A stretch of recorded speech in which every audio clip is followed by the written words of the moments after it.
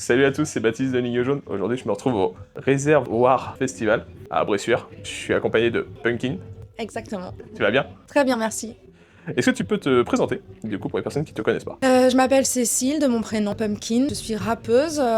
J'ai commencé en 96, donc ça fait un petit moment. J'ai été pendant très longtemps dans un duo avec un beatmaker qui s'appelle Vince D'Aquero, et ça fait quelques années maintenant que je suis dans un projet de jazz avec un contrebassiste qui s'appelle François Poitou, et j'ai aussi mon projet solo, ce qui est donc celui que je défends ce soir. J'ai plusieurs casquettes en plus de faire du rap. Je suis aussi vachement impliquée dans la transmission, et donc je porte plein de projets. Je co-organise des stages, je fais donc de la transmission, des ateliers, du coaching. Je porte aussi un projet en tant que directrice artistique, un projet qui s'appelle Grand Bruit et qui met en scène des artistes nantaises de talent. Et c'est un show qui tourne pas mal. C'est un projet de cœur que je kiffe beaucoup et qu'il faut aller découvrir si on le connaît pas, Grand Bruit. Est-ce que tu peux nous expliquer, du coup, comment tu as trouvé ton nom? Écoute, Pumpkin, ça vient d'un séjour que j'ai fait en Australie quand j'avais 16 ans. C'est un mot que j'ai découvert là-bas et je trouvais que c'était un mot qui sonnait bien. J'aime bien la sonorité du mot Pumpkin. Et donc à l'époque, voilà, j'avais 17 ans et j'ai décidé de m'appeler comme ça. C'était pas mon premier nom de rappeuse, mais à ce moment-là, j'ai décidé de m'appeler Pumpkin et c'est resté depuis. Et plus tard, j'ai appris que Pumpkin, c'était aussi un petit nom qu'on donne aux gens qu'on affectionne, tu sais, comme mon chou, mon canard. Les anglo-saxons disent pumpkin pour les gens qu'ils apprécient, donc je trouvais ça marrant. Bref, en tout cas, voilà, c'est resté depuis. Du coup, ça fait combien de temps que tu fais de la musique?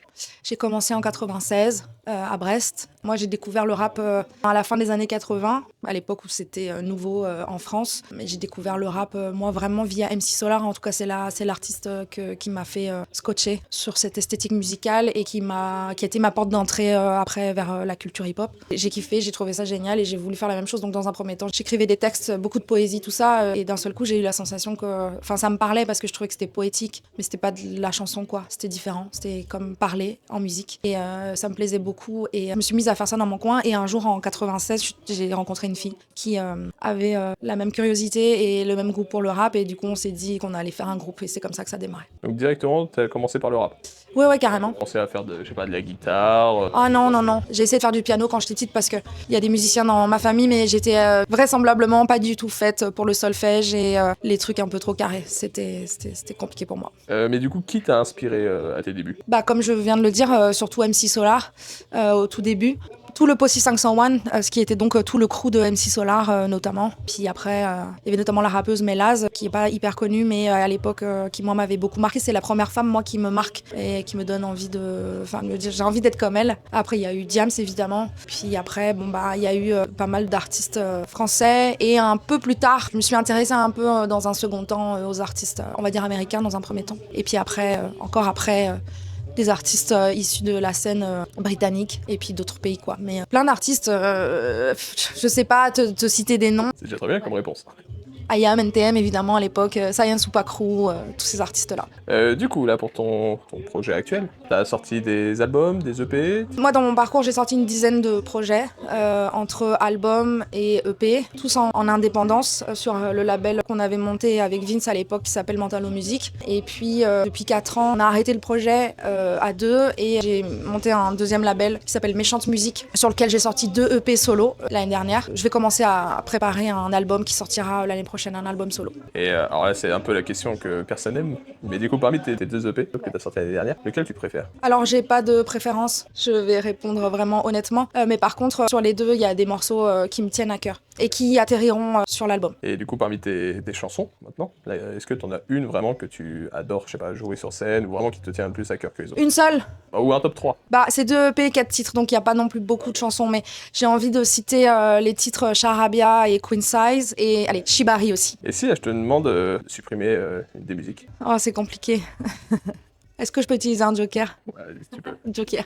Du coup, t'as déjà réalisé plusieurs collaborations, feat. Oui, plein. Avec qui tu rêverais d'en réaliser? Oh, mais il y en a beaucoup. Bah, je vais te dire un truc impossible, Kendrick Lamar par exemple. Little Sims, Black. Non, mais des artistes, il y en a des milliards avec qui j'adorerais collaborer. Mais pourquoi c'est forcément impossible? Pourquoi c'est impossible? Parce que d'où je vais avoir un feat avec Kendrick? Jamais. Non, c'est jamais. Ce serait merveilleux. Du coup, maintenant, est-ce que tu peux nous parler du projet Grand Bruit? En fait, le projet Grand Bruit, c'est la suite logique d'un projet qui a commencé en 2019. Un projet de transmission qui est né en 2019 qui s'appelle La Club. En fait, j'ai fait le constat qu'à Nantes, il il y avait pas beaucoup de meufs sur le devant de la scène à ce moment-là. Et je me suis dit, moi qui aime bien la transmission et dans cette idée de défendre les valeurs de la culture hip-hop, qui est donc le fait de la transmission entre pairs. Et moi, si je suis là aujourd'hui, c'est parce que sur mon chemin, j'ai croisé des artistes qui m'ont filé des coups de pouce, qui m'ont proposé des scènes, qui m'ont permis d'acquérir des compétences et de devenir meilleur en rap, etc. Et c'est normal de faire la même chose. J'ai eu la chance d'en faire mon métier, donc pour moi c'est normal de rendre. Et donc voilà, j'ai fait ce club de rap en fait qui avait pour but d'aller dénicher toutes les meufs qui rappaient dans leur chambre et de se réunir et d'être un peu moins seule et de faire un peu l'état des lieux des besoins, des envies et etc. Donc c'est un peu devenu un groupe de parole / un endroit où on peut partager ses textes et partager des skills et des conseils, etc.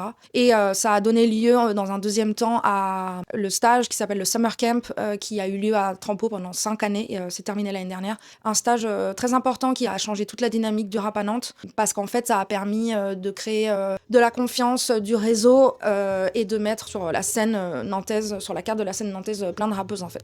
Et donc, à l'issue de ce projet, j'ai voulu continuer à avoir un impact et je me suis demandé ce que j'allais pouvoir faire. Et en fait, ce stage que j'organisais, c'était un stage pour des rappeuses et personnes issues des minorités de genre avec une pratique amateur. Sauf que je me suis rendu compte que, en réalité, il y avait pas mal de personnes qui avaient des velléités de professionnalisation. Et donc, c'est là que je me suis dit, mais en fait, qu'est-ce que je peux faire pour les aider à vraiment faire un truc, quoi, devenir intermittente, etc., développer vraiment un projet. Donc, en fait, j'ai créé Grand Bruit, qui est un show, on va dire, qui réunit au départ 6 artistes, aujourd'hui 5, plus une DJ, une ingé son, une ingé lumière, et moi qui suis DJ remplaçante et un peu la maman et un peu là pour tout. La manageuse et la directrice artistique. Et en fait, la réunion et le fait de pouvoir faire un projet en collectif, en fait, nous donne des opportunités que ces artistes n'auraient pas eues en solo. Parce que ça nous permet d'avoir accès à des dates de ouf, à des festivals, etc. etc. Et donc, acquérir des compétences aussi, parce que c'est aussi ça le projet. Puis aussi à avoir son intermittence. Du coup, j'ai déjà fait une interview donc, de Harley Quinn et Shadé Block. Et dans l'interview, elles viennent parler de toi, bon. Et du coup, moi, je dirais Pumpkin. Parce qu'en fait, même artistiquement, en fait, c'est hyper riche d'échanger avec elle. Elle a son projet perso qu'elle avait avec Vince D'Aquero. Là, elle est sur un projet plus jazzy. Elle est activiste, elle est directrice artistique. Elle fait des ateliers. Ouais. Elle a vraiment en fait un impact dans la scène musicale locale, même voire plus, parce que du coup, Summer Camp, oui. c'était sur toute la France. Elle a fait venir des rappeuses de toute la France. Même Et je elle, trouve elle que bouge c'est, sur tout ce qu'elle fait. complètement, c'est ouais. hyper intéressant d'avoir des retours d'artistes qui font bouger les choses et surtout qui pavent la voie pour d'autres et qui élèvent aussi d'autres artistes. Et du coup, Pumpkin, on t'aime. Hein. De ouf. Big love, maman. Ouais. Mais elle m'avait dit, Harley Quinn, que Shadé, elle m'avait saucé. Et du coup, c'est cool, ça me fait plaisir de le voir. Ouais. Qu'est-ce que du coup t'aimerais leur répondre? Moi, ça me fait grave plaisir. Alors pour moi, c'est important. Elle me donne beaucoup d'amour. Hein. Enfin, Shadé, Harley Quinn, qui sont dans l'interview, mais toute l'équipe de Grand Bruit me le rend bien. En fait, elles sont hyper reconnaissantes. Elles se rendent compte parce que Grand Bruit, c'est un projet qui est ambitieux et je suis quand même, je suis exigeante. Mais avec beaucoup d'amour. C'est-à-dire que j'ai aussi choisi des personnes qui, pour moi, c'est des artistes qui ont du talent, c'est des artistes qui, sans moi, font des choses, en fait. Je peux pas dire que c'est grâce à moi si ces personnes font des choses. Mais par contre, c'est parce que moi, j'ai vu un potentiel et surtout une détermination que ces personnes m'ont plu pour Grand Bruit, en fait. Et donc, ensemble, avec moi, ma motivation, mes contacts, mon bagou et le fait d'avoir pu convaincre des gens de nous suivre sur ce projet, alors qu'au début, il n'y avait rien du tout. Ouais, ma détermination, ma vision et le fait d'avoir réuni ces personnes-là, ça te donne un projet qui est magique, en fait, qui est hyper beau. Et moi, j'ai beaucoup de plaisir à le faire. C'est dur, c'est pas facile, c'est beaucoup d'énergie, il n'y a pas beaucoup de moyens financiers finalement. On arrive à faire des trucs super avec pas tant que ça. Moi, j'en suis très fière et elles me le rendent très très bien. Elles sont vraiment à la hauteur, donc comme je disais, des exigences que j'ai. Oui, je leur demande beaucoup, mais en fait, elles sont là pour ça. C'est-à-dire que je leur dis toujours, enfin, si on sort pas de sa zone de confort, chaque jour, on n'essaye pas de faire quelque chose de nouveau, de différent, qui nous challenge, etc. Ça sert à rien d'être là, en fait. Mais moi aussi, je les aime d'amour. Est-ce que tu te souviens de ta toute première scène? Oh my god, ouais, c'était horrible. J'étais angoissée, j'ai oublié mon texte, j'avais une seule chanson et je me suis foirée dans mon texte et c'était horrible. Mais moi, je suis quelqu'un de très stressée, très anxieuse et j'ai fait beaucoup de chemin et c'était pas gagné que je puisse faire des choses comme monter sur scène devant autant de personnes. Mais au début, c'était très très compliqué pour moi de prendre la parole en public, etc. C'est aussi pour ça que pour moi, c'est important la transmission parce que moi, la pratique du rap m'a permis d'acquérir énormément de confiance en moi, de développer cette capacité à prendre la parole, que ce soit aujourd'hui en interview ou sur scène. C'était pas gagné gagné d'avance pour moi. C'est vraiment des choses qui sont venues avec le temps. Et par la pratique du rap, on peut vraiment développer la confiance et la prise de parole, etc. Et même développer, préciser sa pensée aussi, son regard sur le monde, etc. Parce que ça nous oblige forcément à cogiter. Et c'est vraiment super. Donc, je me suis perdue dans la réponse, mais je pense que j'ai répondu. C'était ta première scène. Oui, c'est ça. Enfin, douloureuse. Mais t'as vu, j'ai pas lâché. En fait, je pense que moi, ce qui m'a toujours un peu sauvée, c'est que tous les projets dans lesquels j'étais au début, on rappait avec des potes et tout, j'étais toujours celle qui était un peu en galère. J'étais celle pour qui c'était peut-être le moins facile. J'avais plein de blocages, etc. Mais au final, je suis la seule qui a jamais arrêté. Je me suis toujours accrochée. Et c'est cette persévérance qui m'a permis d'en faire quelque chose.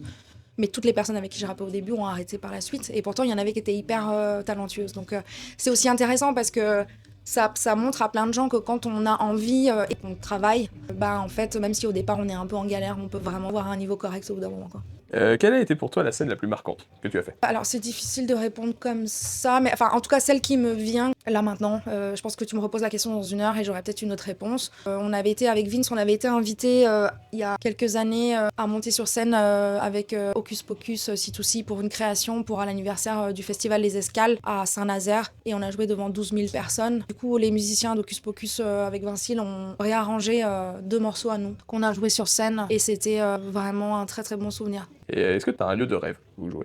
Un lieu de rêve? New York. J'aimerais faire un vrai concert à New York. Alors j'ai eu la chance d'y aller d'y aller 2 fois et d'y aller pour un stage de musique. Et c'était un séjour incroyable, enrichissant de ouf. Il y a 2-3 ans. Et j'ai quand même eu la chance de monter au New Blue. Je crois que c'est comme ça que ça s'appelle. J'ai une mémoire pourrie pour les noms. Mais en tout cas, je suis allée dans un bar qui fait une jam tous les lundis soirs avec un musicien de ouf qui les organise, qui est un des gars qui joue avec les Roots et tous ces gens-là. Et j'ai eu quand même l'occasion de monter faire un freestyle. C'était pas désagréable. Mais j'aimerais y faire un concert parce que bon, c'est la ville où le hip-hop est né il y a un peu plus de 50 ans. Et ce serait méga kiffant de pouvoir faire un vrai concert là-bas. J'ai toujours dit que tant que j'ai pas fait l'Olympia et New York, je prends pas ma retraite. Mais c'est bien comme objectif. Mais grave. Est-ce que tu as un rituel avant de monter sur scène? J'ai plein de rituels. Souvent, je me mets un peu toute seule dans mon coin. Je fais des échauffements de voix, des étirements. Et un peu comme un pilote qui prépare sa course, je me mets dans mon show, dans ma tête, quoi. Souvent, je bois un petit verre de vin pour me désinhiber un petit peu. Pas de trop, parce qu'après, on perd le fil des choses. Et c'est à peu près ça. Qu'est-ce que tu aurais fait si jamais tu n'aurais pas fait de musique? Si tu n'aurais pas vécu de la musique? Alors déjà, moi, je me suis mise à faire de la musique sérieusement à partir de 32 ans et j'ai eu mon intermittence il y a seulement 10 ans à peine, même pas. J'ai 45 ans. Donc en fait, j'ai commencé à 32 ans vraiment sérieusement. Donc moi, j'ai vraiment eu une autre vie avant. Hein. C'est-à-dire je faisais du rap pour le plaisir. Il n'était pas question d'en faire une carrière ou un métier. Par contre, j'ai eu plein de jobs avant. Hein. J'ai travaillé, j'étais responsable d'un magasin de fringues, j'ai été assistante commerciale trilingue, j'ai vécu 6 ans à Barcelone, j'ai beaucoup bossé là-bas. Et ce qui est cool, c'est qu'en fait, toutes les compétences que j'ai pu acquérir via ces différentes activités professionnelles m'ont aussi permis de pouvoir apprendre à gérer un label, par exemple, à faire de la communication, à faire des newsletters, etc. En autodidacte après derrière. Mais... T'as vraiment eu une autre vie avant, quoi. Oui, carrément. Et je pense que probablement, j'en aurai peut-être une après. Je fais toujours plein de choses différentes. Je développe les DJ sets aussi maintenant. C'est un truc qui m'a toujours fait kiffer, que j'ai toujours eu envie de faire et je commence à le faire maintenant. C'est vraiment génial. Et j'ai fait organiser des soirées aussi. Quels sont du coup là maintenant tes projets à venir? Mes projets à venir, donc c'est un album avec le projet jazz, donc avec ce musicien François Poitou. L'album sort au mois d'octobre. On a déjà sorti 2 singles. Il y a un troisième single qui sort la semaine prochaine. Et puis retourner en studio avec Fana, qui est ma beatmaker, pour faire des nouveaux morceaux. Ça donnera le nouvel album qui sortira l'année prochaine. Et puis nouveaux morceaux avec Grand Bruit, tournée avec Grand Bruit, et puis des DJ sets et plein de choses. Quel artiste ou groupe tu me recommanderais d'interviewer? J'ai envie de te dire Fana, ma beatmaker. Elle est un peu timide, mais elle est très intéressante. Surtout, elle est très douée et j'aimerais qu'elle soit plus connue. Elle le mérite. Et sinon, j'ai envie de te dire Fanny Poli, qui est une copine rappeuse que j'aime beaucoup. Est-ce que tu as un dernier mot à dire? Moi, j'ai envie de te big up et te remercier. Parce qu'en effet, on m'avait dit que l'interview était bien et les questions étaient en place et intéressantes. Et que je sais à quel point c'est difficile d'avoir un média aujourd'hui. Et je sais que c'est un truc de passionné. Et du coup, je te big up et je te remercie. Seule toute mais pas toute seule, ma solitude n'a pas le goût de somme. J'ai beaucoup de sœurs chez les boys scouts, pas toutes, y'a de la place pour toutes. J'ai un coup de gueule, je veux de la douceur, pas des battles dans la noirceur. Plus de singles, moins de hustle, mec, c'est pas avec les yeux qu'on écoute. P-U-M-P-K-I-N. Je suis la fille que tu ne veux pas ken. Je fais des vagues mais de glycotène. Une fille token c'est fucked up. Patriarcat en merde comme octobre. Deuxième vocabulaire du rap et faire. J'excelle en la matière underrated. 40